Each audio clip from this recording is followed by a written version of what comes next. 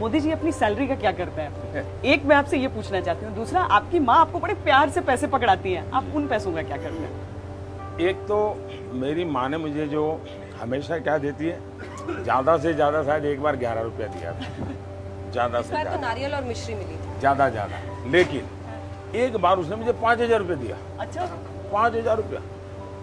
तो मैं सरप्राइज था जी। तो सुबह मैं जन्मदिन था तो माँ को मिलने गया, तो उसने मुझे 5,000 रुपये दिए। मैंने कहा माँ क्या बात है? तो बोले ये कश्मीर, उस समय कश्मीर में बाढ़ आई थी। अच्छा। तो माँ ने कहा कि उनको दे देना।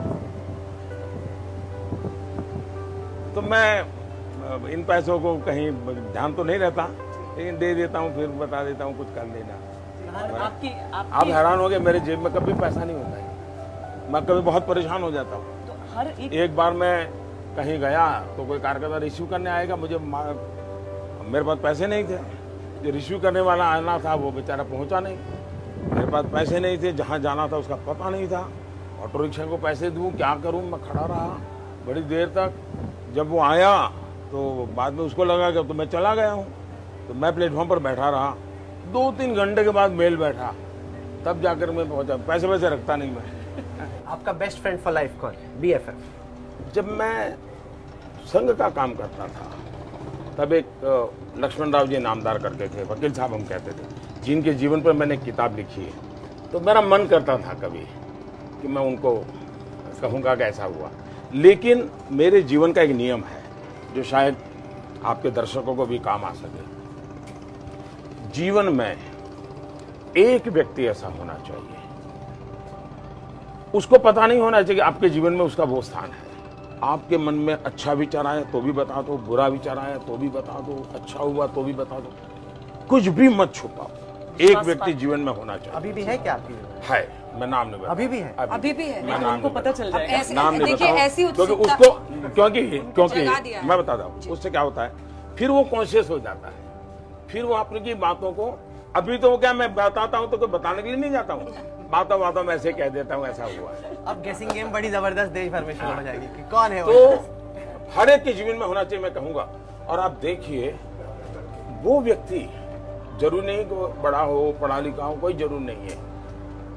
कभी आपको ऐसी चीज बता देगा जो कभी शायद बहुत बड़ा पंडित भी नहीं बता देगा, जो आपकी जिंदगी का रास्ता बना देगा। वकील साहब का नाम भी मैं इसलिए बताता हूँ कि अब वो जीवित नहीं रहे हैं। अच्छा, देखिए घाट की तरफ जा रहे हैं, आपको कभी मिस करते हैं आपकी अकेले घूम सके, ऐसे चाय की दुकान पर रुक जाए? मुझे प्रकृति बहुत पसंद है। मेरा जीवन जो बना है वो पहाड़ों में बना है, नदियों के बीच बना है।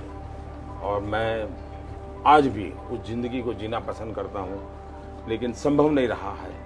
और मेरे पास त्याग करने के लिए कुछ है ही नहीं, तो यही है मेरी अपनी इच्छाएं, उसी को मैं त्याग कर दिया। घर पर भी खुद से चाय बना पाते हैं अपने? अभी भी मैं खाना पका सकता हूँ जी। अच्छा, हाँ। आपकी फेवरेट डिश क्या है? बढ़िया क्या बनाते हैं? बढ़िया जैसे ऐसा है। देखिए, मैं जिंदगी ऐसे, मैं भैया लोग सुन करके हैरान हो जाएंगे जी, क्योंकि कभी इस प्रकार की बातें आई नहीं है।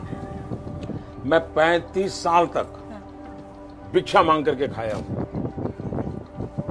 अब किसी के गले नहीं उतरेगा जी, लोगों के घर में। इसलिए खाने का कोई बचा जो, अच्छा मैं कभी बता करके नहीं जाता था, पढ़ा है तो खाता था, वरना चला आता था, ऐसे जिया हूँ। लेकिन कभी दफ्तर आ जाता था और रात देर से आया तो खिचड़ी बड़ा सरल होता था, खिचड़ी बना देता था। 4:30-5 बजे उठना, पूरा दफ्तर में झाड़ू लगाना, पोता करना, फिर सबके लिए चाय बनाना और 5:20 को सबको उठाना। फिर हमारे यहाँ एक RSS में प्रातः स्मरण होता है, तो प्रातः स्मरण होता था, सभी महापुरुषों का स्मरण करते हैं। फिर सबको चाय परोसता था, उसके बाद शाखा चला जाता था, फिर आकर के सबके लिए नाश्ता बनाता था। तो पोहे वगैरह बनाना मुझे बहुत अच्छा आता है। अच्छा। सबको मैं खिलाता था। और फिर कोई 10 बजे स्नान करता था, फिर मैं डाक पढ़ता था, अखबार पढ़ता था, और फिर किसी के घर खाना खाने के लिए चला जाता था। तो ये मेरी जिंदगी रही थी। ये ऐसी जिंदगी मैंने कोई 2-2.5 साल बिताई थी।